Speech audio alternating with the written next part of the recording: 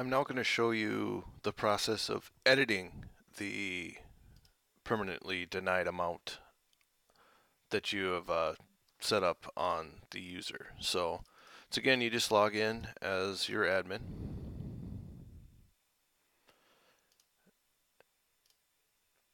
And you go into the client. In the previous video, we've already permanently denied the amount of the user I'm going to show you. So you can just go in here, you go into Employee Management, and so there's a user that has a permanently denied amount, and you run a search. If you know their name, obviously you can just run it by their name. For me, I've got a small user base here on this test client, so I know who it was. It's this person here. You just click it, and it will bring up the usual manage employee screen where you can do stuff. So if you go down here and you look at the voluntary employee life, which we've previously set to be 100,000 approved, and then everything above that has been denied. If you go in here and you edit it, a new box is going to show up called maximum allowed volume amount, and that means that this is the highest volume that this user is able to select, and everything above that has been denied. So let's say you get their insurance company comes back and says, okay, now we actually approve, let's just pick an amount here. Let's say they can now have $150,000. Make sure I got that right. Of volume. So you come in here and you set it to 150, and we'll now raise the maximum amount they can select, and you hit apply. That will save that amount out there. Right now, their volume they have selected is still just 100,000 because the user hasn't went in yet and selected a new amount or anything. So you can see the volume is still 100,000. The coverage was updated. So now if you log off, or you wouldn't have to, but now if the employee comes out and logs in, they would now see some new options to be selected on their screen. So they come in here, they go into open enrollment, and this could be for the next year, or maybe even during the same year you've done a life event or something, and their amount can now be changed. So they come in, they go to continue, they click over here and they click the voluntary employee life. You can see the volume is still 100,000 because that's all they've selected. You've changed now the amount that's been denied. So if they come in here, they now see options for up to the 150 that you set the boundary at. So before, because we denied 100,000, this 102 would have been blanked out. And because this benefit is actually set up to allow 10 increments without EOI, and this 150 is less than 10 increments, they don't even have to need EOI required. If the situation was that you set your thing up to always need EOI, well, then anything over that 100,000 would also say that they needed EOI required. But in this case, because of the way we set our plan up, they can now select up to 150. So if they, came in here and, set it to, 120, they'd be able to select it. There'd be no problems. It would just go through it and accept it. So it, like I said, there's even no EOI required anymore because of the way we've set the plan up here. So we'll wait for this to save, and then I will actually go show you another option on that screen. So this is already set up. So now we'll log off as a user. We're going to log back in as the admin.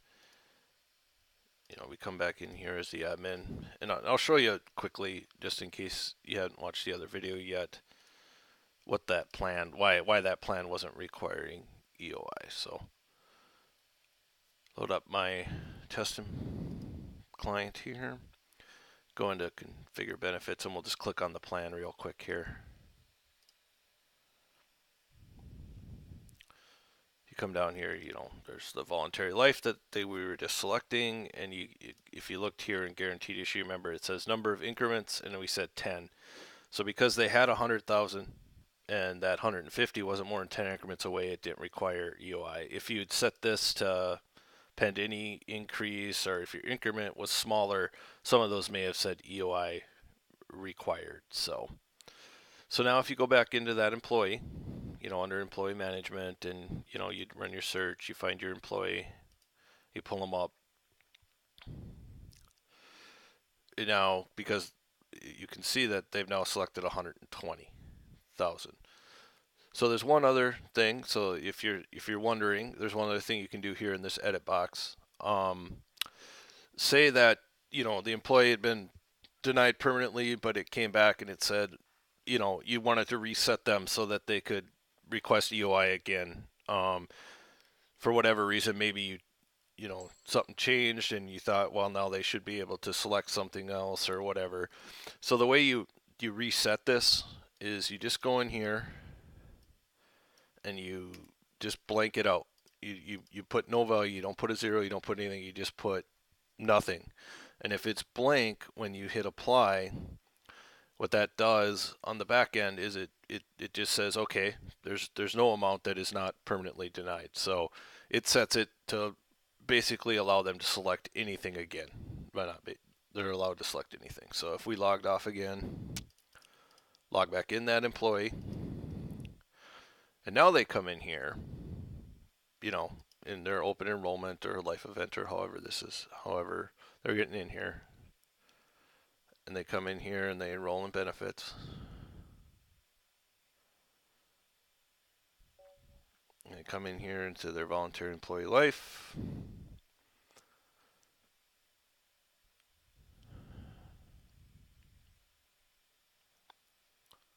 When they open it up here, what they're going to see now is they're going to see the ability to select everything again. They can select any amount, all amounts are open, they can lower, decline, but now you can see how some of the higher amounts once again require EOI.